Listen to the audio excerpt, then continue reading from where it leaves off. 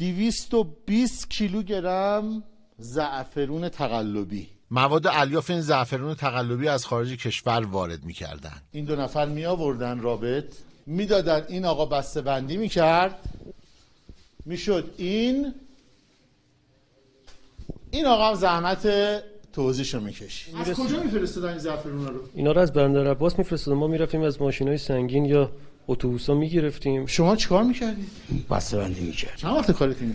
حدود 1 سال خورده ای. 1 سال خورده ای کارش این بوده.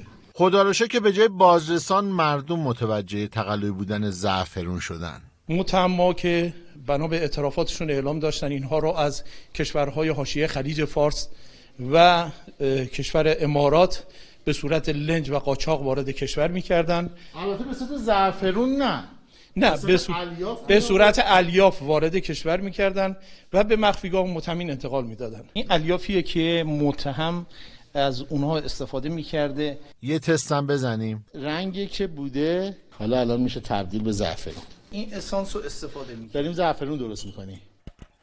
این شد زعفرون.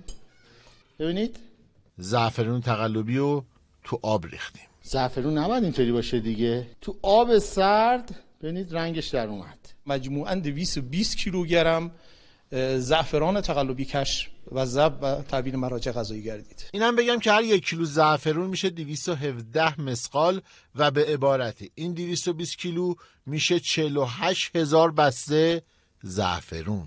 ببین چه رنگیه اینجا. این به خورد مردم میدادن.